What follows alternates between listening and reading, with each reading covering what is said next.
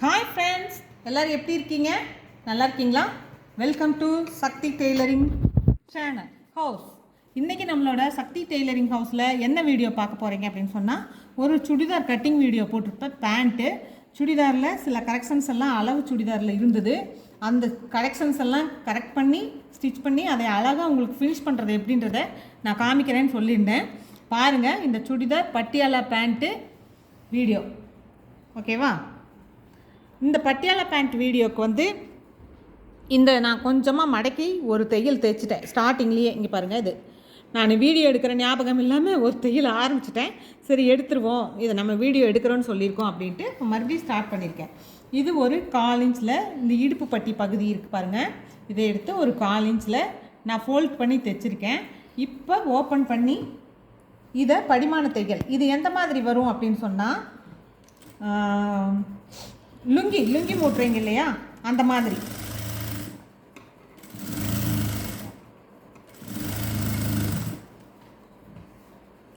இன்னொரு தையல் போட்டுக்கிறேன், கொஞ்சம் நெளிஞ்சிச்சு, போட்டாச்சு.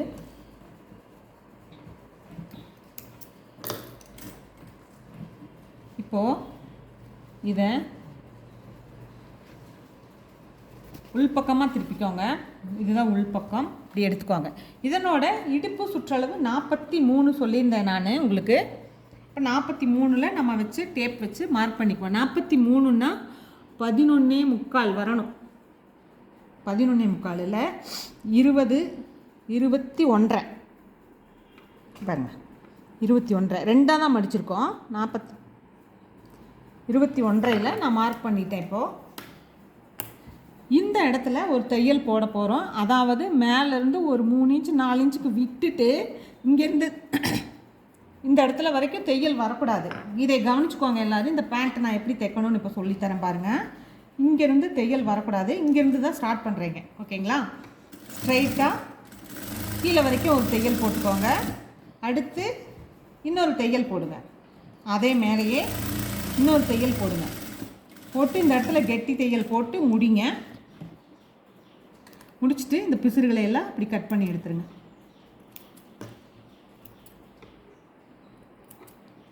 ஓகேவா? இப்போ இதை என்ன பண்ணுறோன்னா, இப்படி ஓப்பன் பண்ணுங்கள்.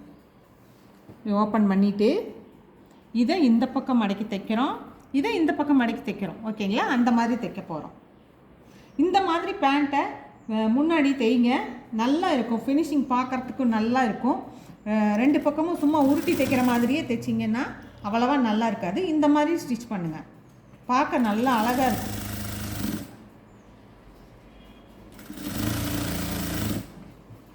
அடுத்தது இந்த பக்கம் அப்படியே திருப்பிக்கோங்க.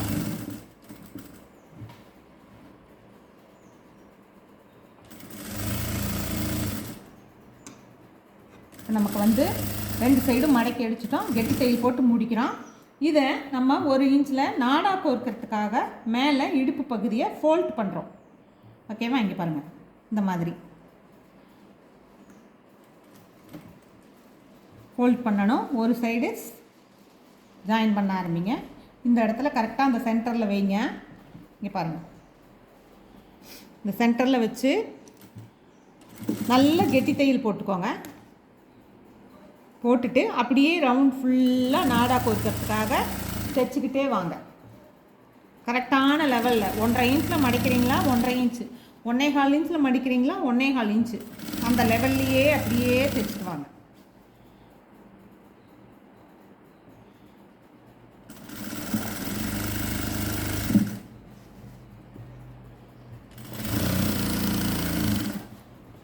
இது பூனம் துணி மாதிரி இருக்குது, கொஞ்சம் வலுவலுன்னு.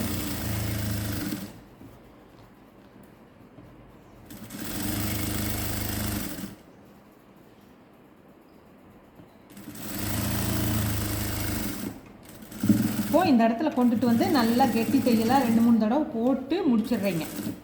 இப்போ நம்ம இடுப்பு பகுதியை தைச்சிட்டோம்.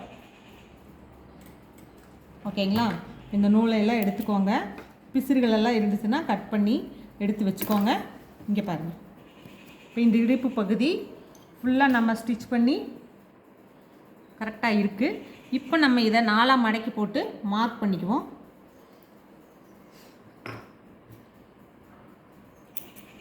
எந்த இடம் கரெக்டான சென்டர் எந்த இடம்னு தெரியணும். அதுக்காக, ஏன்னா சென்டரில் தான் நம்ம ஃப்ளீட்ஸ் வைக்க போகிறோம் இல்லைங்களா? அதனால் இப்போது இதனோட கால் பகுதி 2 கால் பகுதியையும் எடுத்துக்கோங்க. 2 கால் பகுதியையும் எடுத்துட்டு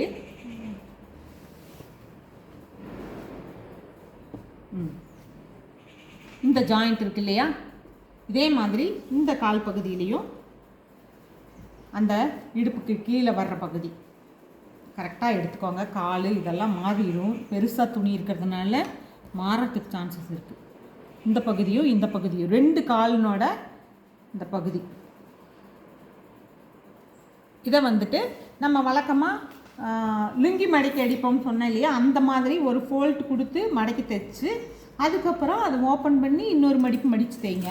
அப்போது துணியே கிழிஞ்சால் கூட இந்த தையல் பேண்ட்டில் போகவே போகாது. அதுக்காக தான் இந்த இடத்துல இந்த மாதிரி ஸ்டிச் பண்ணுறோம். ஓகேங்களா? நம்ம சும்மா ஜாயின் பண்ணுறதை விட நீங்கள் இந்த மாதிரி ஃபோல்ட் பண்ணிட்டீங்கன்னு சொன்னால் துணியே கிழிஞ்சால் கூட உங்களுக்கு இந்த தையல் போகவே போகாது. ஒரு பட்டியாலா பேண்ட்டு தைக்கிறதுக்கான கரெக்டான ஒரு மெத்தட் நான் இப்போ உங்களுக்கு சொல்லிகிட்டு இருக்கேன். இந்த வீடியோவை புதுசாக பார்க்குற எல்லாருமே என்னோடய சேனலை சப்ஸ்கிரைப் பண்ணிக்கோங்க. உள்ளுக்குள்ளே நான் நிறைய வீடியோஸ் போட்டிருக்கேன், சின்ன வீடியோஸாக. எல்லாம் தேவையானது எல்லாமே பிகினர்ஸ்க்கு தேவையானது பூராமே அதில் இருக்குது. போய் எல்லாருமே பின்னாடி பாருங்கள். இப்போது ஒரு பக்கம் அடித்தாச்சு, அடுத்தது அடுத்த பக்கம். பேண்ட்டுங்கிறதுனால பெருசாக வெட்டியிருக்கோம், அதுவும் ஃப்ளீட்ஸ் வைக்கிறதுக்காக நல்லா அகலமாக வெட்டியிருக்கோம். இருந்த துணியை பூரா கொடுத்து நல்லா அகலமாக கொடுத்துருக்கோம். அதையும் இந்த பக்கத்தையும் நம்ம இதே மாதிரி ஒரு ஃபோல்ட் பண்ணுறோம்.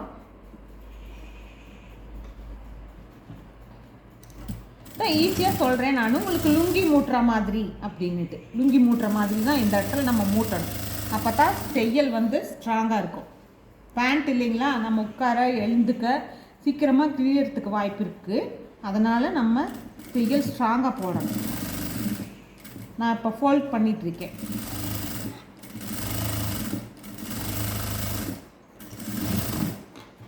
ஃபோல்ட் பண்ணியாச்சு.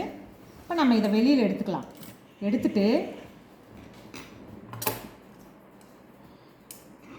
சைடு ஃப்ளீட்ஸ் வைக்கணும். பட்டியாலா பேண்ட்டுக்கு எப்போவுமே சைடு ஃப்ளீட்ஸு நம்ம வைக்க போகிறோம். இதில் வந்து நம்ம சைடில் கட் கொடுத்து வச்சுருந்தோம், உங்களுக்கு ஞாபகம் இருக்கா? இங்கே பாருங்கள், இந்த இடத்துல நான் ஒரு கட் கொடுத்து வச்சுருந்தேன். இதுதான் சென்டர்.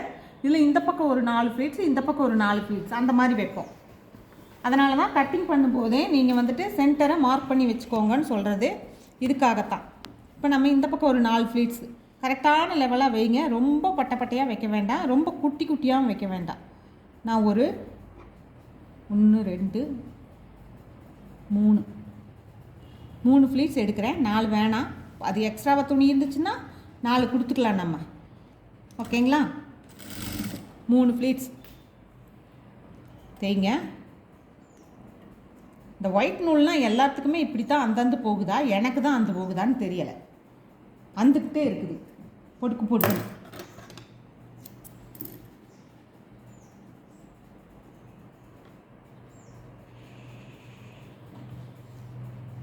ஃபர்ஸ்ட்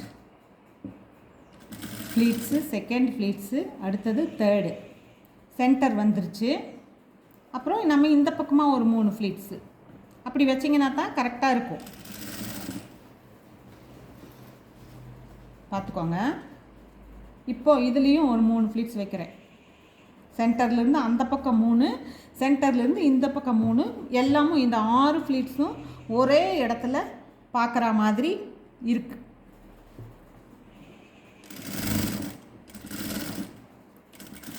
இப்போ நம்ம ஒரு காலுக்கு இதை வச்சாச்சு. நீ அடுத்த காலுக்கும் நம்ம இந்த சென்டர் மார்க் பண்ணி வச்சுருந்தோம், அந்த இடத்த எடுத்துக்குவோம். இங்கே பாருங்கள், இந்த இடம் இது இன்னொரு காலில் இதே மாதிரி இந்த பக்கம் 3 ஃப்ளீட்ஸ், அந்த பக்கம் 3 ஃப்ளீட்ஸ், இதுக்கும் நம்ம வைப்போம். துணி எக்ஸ்ட்ரா இருந்துச்சுன்னா நம்ம தைக்கும்போது அந்த மேலே இடுப்பு பட்டியில் ஜாயின் பண்ணுறோம் இல்லைங்களா, அப்போ நம்ம எக்ஸ்ட்ரா ஃப்ளீட்ஸை வச்சுக்கலாம். துணி நல்லா உங்களுக்கு இப்போ தைக்கும் போதே அகலமாக தான் இருக்குது அப்படின்னு தெரிஞ்சதுன்னா நீங்கள் 4 ஃப்ளீட்ஸ் கூட வச்சுக்கோங்க.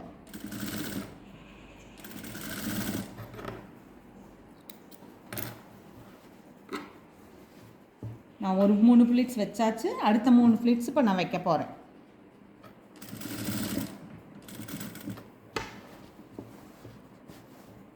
இப்போ இந்த பகுதியை வந்து நம்ம இடுப்பு பார்த்து தைச்சி வச்சுக்கிறோம் இல்லையா, அதில் ஜாயின் பண்ணணும். அதுக்கு என்ன பண்ணணும் அப்படின்றத இப்போ நான் காமிக்கிறேன் பாருங்கள்.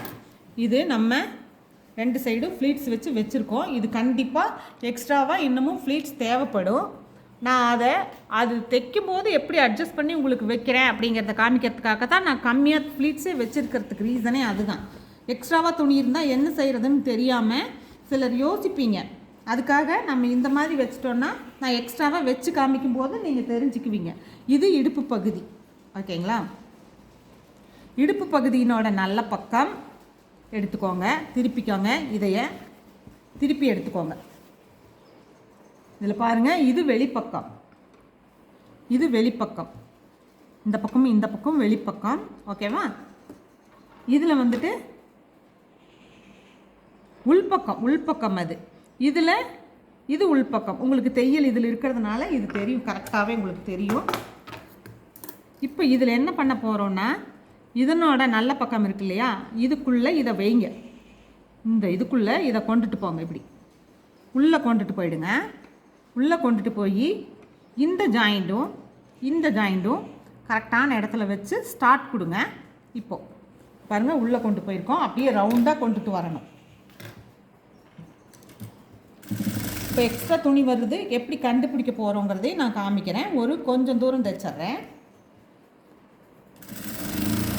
நான் இப்போ கொஞ்சம் தூரம் தைச்சிட்டேன். இப்போ இந்த ஃப்ளீட்ஸ் வச்ச பகுதிகள் வந்துருச்சு, ஓகேங்களா? இப்போ இதை என்ன பண்ண போகிறோன்னா, செக் பண்ணலாம் கரெக்டாக இருக்கா அப்படின்றத. நமக்கு இதுதான் இந்த இடுப்பு பட்டியில் இதுதான் சென்டர், இந்த கால் பகுதியில் இதுதான் சென்டர். இப்போ இதுக்கும் இவ்வளோ தூரம் எக்ஸ்ட்ரா இருக்குது, இதுக்கும் இவ்வளோ தூரம் எக்ஸ்ட்ரா இருக்குது. இன்னொரு ஃப்ளீட்ஸ் பிடிக்கிறேன் பாருங்கள். எக்ஸ்ட்ரா துணி இருந்தால் என்ன பண்ணுறது அப்படின்றத நீங்கள் இதில் கற்றுக்கோங்க. புரியுதா உங்களுக்கு? நான் அடுத்தடுத்து இன்னும் 4 இடத்துல 3 இடத்துல அந்த மாதிரி பண்ணணும். இப்போ பாருங்கள், இந்த சென்டர் இது, இந்த சென்டர் இது ரெண்டும் கரெக்டாக உட்காருது பார்த்தீங்களா? அதே மாதிரி இங்கேயும் பார்த்தீங்கன்னா இந்த சென்டருக்கும் இவ்வளோ கேப் இருக்குது. இப்போ இந்த கேப்பை நம்ம ஒரு ஃப்ளிட்ஸாக மடக்கி வைக்க போகிறோம். இன்னொரு ஃப்ளீட்ஸாக 4 ஃப்ளீட்ஸ் வச்சுருந்தா கரெக்டாக இருந்திருக்கும்.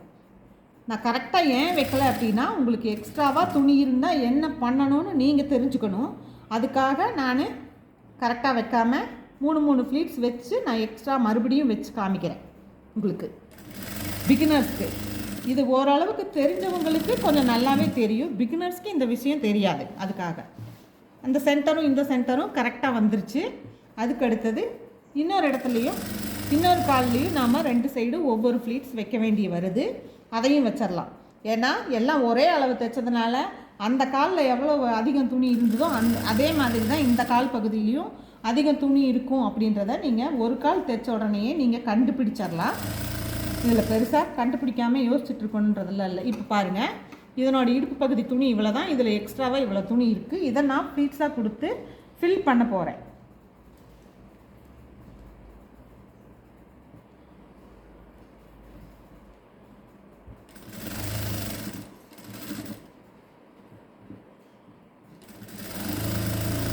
இதுக்கு நம்ம எப்போவுமே டபுள் ஸ்டிச் போடணும். இந்த ரவுண்டுக்கு போட்டுக்கலாம் நம்ம டபுள் ஸ்டிச்சை. 4 ஃப்ளீட்ஸு மொத்தமாக 8 ஃப்ளீட்ஸு 2 சைட்லேயும் வருது. டபுள் ஸ்டிச் போட்டுக்குவோம். அடுத்தது கால் பகுதியை நம்ம மடக்கி கொடுத்து 2ஐயும் ஜாயின் பண்ணணும்.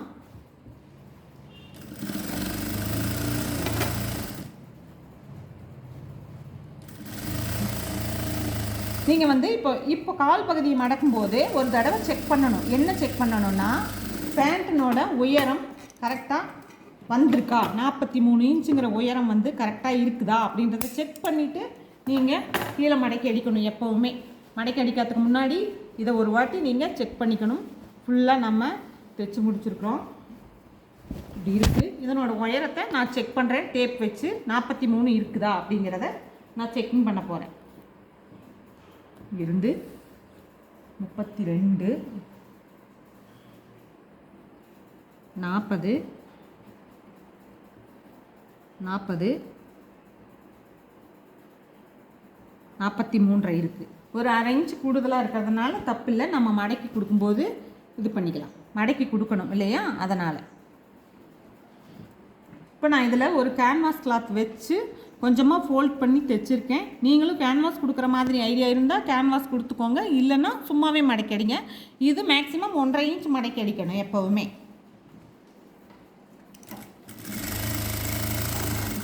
இதுக்கு ஒரு 3-4 தையல் போட வேண்டி வரும்.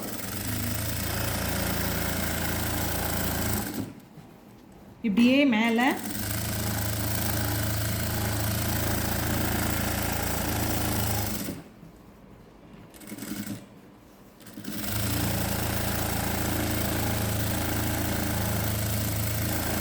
அதே மாதிரி நான் அடுத்த காலையும் ஸ்டிச் பண்ண போகிறேன். ஆல்ரெடி இதுலேயும் நான் கேன்வாஸ் கிளாத் கொடுத்து உங்களுக்கு மடக்கி வச்சுருந்தேன். அடுத்த காலையும் ஸ்டிச் பண்ணுறேன்.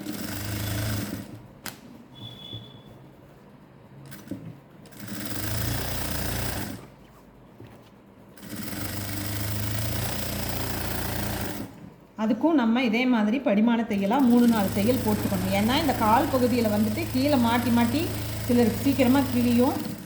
அதனால் இதுக்கு நம்ம ஒரு 2-3 தையல் எக்ஸ்ட்ராவாக போடுறது வழக்கம்.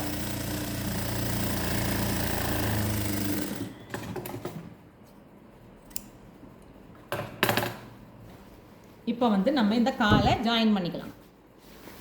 பேண்ட்டை திருப்பி எடுத்துக்கலாம். கால் பகுதியை நான் ஜாயின் பண்ணுறதை காமிக்கிறேன் உங்களுக்கு. கால் சுற்றளவு இவங்களுக்கு 6.5, ஓகேங்களா?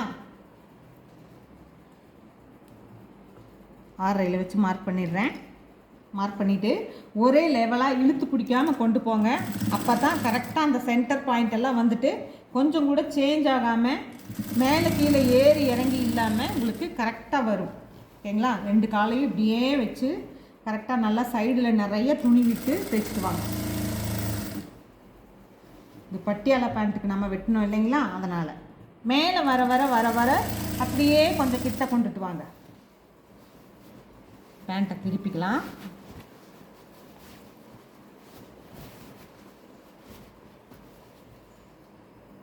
மேலே வர வர கொஞ்சம் தையல் கொஞ்சம் கிட்ட கொண்டு வரணும். அப்படியே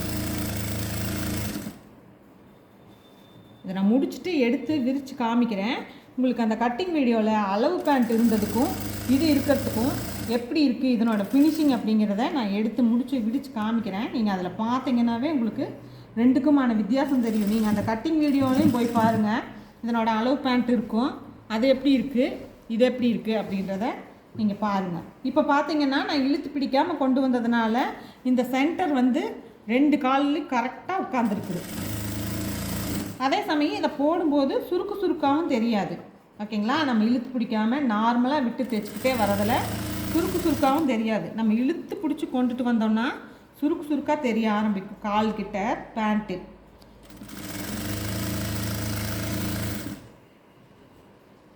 பேண்ட்டு தைக்கிறது ரொம்ப ஈஸி தான், ஆனாலும் அதில் சின்ன சின்ன விஷயங்களை கவனித்து பண்ணினீங்கன்னா அந்த பேண்ட்டு போட்டால் அவ்வளோ ஒரு அழகாக ஃபினிஷிங் நல்லா இருக்கிற மாதிரி இருக்கும். அதுக்கான டிப் எல்லாம் தான் நான் இந்த வீடியோவில் கொடுத்துருக்கேன். எல்லாருமே கவனமாக பார்த்துருப்பீங்கன்னு நினைக்கிறேன். ஃபுல் வீடியோவையும் பார்த்தீங்களா என்னன்னு தெரியாது, ஃபுல் வீடியோவும் பாருங்கள். இப்போ நான் இதை ஓப்பன் பண்ணி பின்னாடி பக்கம் திருப்பி உங்களுக்கு ஃபுல்லாக எப்படி இருக்குதுங்கிறத காமிக்க போகிறேன். தள்ளி கொஞ்சம் கேமராவை தள்ளி எடுத்து வைங்க, ஃபுல்லாக காமிக்கிறேன். தைச்சு முடித்ததுக்கப்புறமா இது எப்படி இருக்குது அப்படின்றத நான் இன்னொரு ஸ்டிச் போடணும், அதை அப்புறமா போட்டுக்கிறேன். இங்கே பாருங்கள் ஃப்ரெண்ட்ஸ் எப்படி இருக்குது. சைடில் பாருங்கள் கரெக்டாக ஃப்ளீட்ஸ் அழகாக வந்திருக்கு. ஃப்ரண்ட் எப்படி இருக்குது, அதே மாதிரி இந்த சைட்லேயும் வந்திருக்கு. இந்த கால் பகுதியிலையும் எந்த சுருக்கும் இல்லாமல் அப்படியே நல்லா நேராக தையல் வந்து அழகாக வந்துருச்சு. பின்னாடியும் நல்லா இருக்குது. இந்த பேண்ட்டுக்கு இந்த உயரமே போதுமானது. அந்த அளவு பேண்ட்டில் பார்த்தீங்கன்னா 20 சென்டிமீட்டருக்கு மேலே இருந்துச்சு. இந்த உயரம் கரெக்டாக இருக்கும். கரெக்டாக இந்த ஃப்ளீட்ஸ் வந்து அழகாக மேலேருந்து நல்லா ஒரே நேராக வரும், ஓகேங்களா? இந்த வீடியோ பார்த்து எல்லாருமே பட்டியாலா பேண்ட்டு எவ்வளோ பர்ஃபெக்டாக தைக்கணும் அப்படின்றத பற்றி தெரிஞ்சிருப்பீங்கன்னு நினைக்கிறேன். இந்த வீடியோ பார்த்த எல்லாத்துக்குமே ரொம்ப நன்றி. தேங்க்யூ.